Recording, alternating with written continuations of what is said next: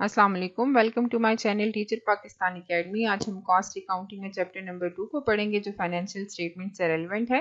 और आज हम इसका एक्सरसाइज नंबर 2 को सॉल्व करते हैं। तो आए प्रॉपर्ली एक्सरसाइज की तरफ चलते हैं। दिस इज एक्सरसाइज नंबर 2 जो आपको स्क्रीन पे नजर आ रहा है। Manufacturing cost, cost of goods manufactured, cost of goods sold. December 31st 19B the trial balance of the Balkwell company showed. ये ट्रायल बैलेंस जो है हमें कुछ गिवन है। ट्रायल बैलेंस में से कुछ बैलेंसेस इन्होंने हमें इस कंपनी ने बताए हुए हैं जो कि सेल्स हैं, परचेजेस हैं, direct labour, sale salary, sale return in allowances, transportation in, factory overhead, advertisement expenses, delivery expenses, ये सारे कुछ हमें गिवन है यहाँ पे। साथ में हमें इन्वेंट्रीज गिवन है दिसंबर 31st 19B। तो अगर हम यहाँ पे देखें दिसंबर 31st 19B हमें यहाँ पे क्वेश्चन में गिवन है। इट मीन्स के 19B जो है वो हमारे पास इस वक्त करंट ईयर है। तो करंट ईयर के दिसंबर 31st को हम लेंगे एज अ क्लोजिंग इन्वेंट्री, ठीक है। और यहाँ पे हमें गिवन है दिसंबर 31st 19A। 19A जो है वो हमारे पास प्रीवियस ईयर है और दिसंबर 31st मीन्स के प्रीवियस ईयर की क्लोजिंग एंट्रीज हैं। तो प्रीवियस ईयर की क्लोजिंग इन्वेंट्रीज बेसिकली इस करंट ईयर की ओपनिंग इन्वेंट्रीज जो है वो हमारे पास बन जाएंगी। तो जो इस साइड पे हमें इन्वेंट्रीज गिवन है ये सारी की सारी हम कंसिडर करेंगे ओपनिंग इन्वेंट्रीज, ठीक है। अब हम आते हैं रिक्वायरमेंट्स की तरफ। तो रिक्वायरमेंट नंबर 1 हमारे पास है टोटल मैन्युफैक्चरिंग कॉस्ट हमने कैलकुलेट करना है। नंबर 2 है कॉस्ट ऑफ गुड्स मैन्युफैक्चर्ड हमने कैलकुलेट करना है। और नंबर 3 है कॉस्ट ऑफ गुड्स सोल्ड। तो ये तीन हमारे पास जो है वो रिक्वायरमेंट्स हैं। तो आइए प्रॉपर्ली सोल्यूशन की तरफ चलते हैं। This is the solution. Balkwell company cost of goods sold statement, ये हमने फॉर्मेट बना लिया। और इस फॉर्मेट के बाद अब हम देखते हैं यहाँ पे सबसे पहले हमारे पास जो एलिमेंट्स हमें गिवन है वो है डायरेक्ट मटेरियल के। तो आइए प्रॉपर्ली इसको चेक करते हैं। ओपनिंग इन्वेंट्री हमने यहाँ पे लिखा एक्सरसाइज में से। अब हम इसमें ऐड करने लगे हैं परचेजेस को, ठीक है।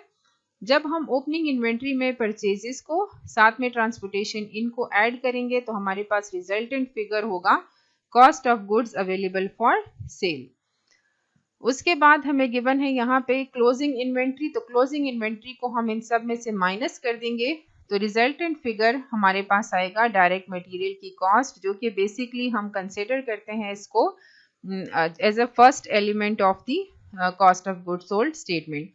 सेकेंड एलिमेंट हमें एज इट इज गिवन है डायरेक्ट लेबर की कॉस्ट, तो ये हमारे पास है सेकेंड एलिमेंट। और थर्ड एलिमेंट हमारे पास होता है फैक्ट्री ओवरहेड कॉस्ट, जो कि हमें एक्सरसाइज में गिवन है।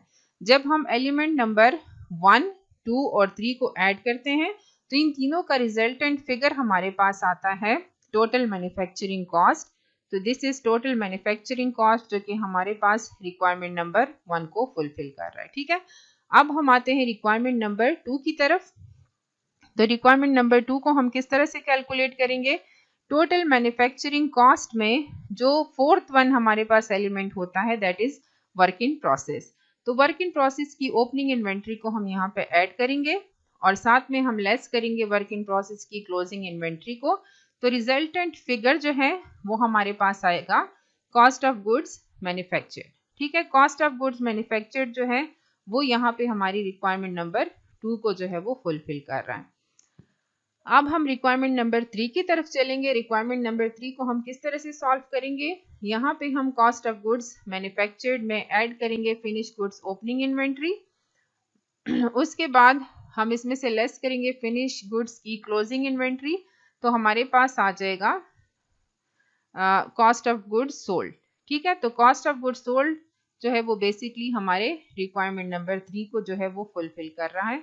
इस तरह से हमने तीनों रिक्वायरमेंट्स जो हैं वो यहाँ पे कैलकुलेट कर ली हैं। होपफुली आपको समझ आ गई होगी। In case of any confusion और क्वेश्चन आप कमेंट बॉक्स में पूछ सकते हैं। Thank you.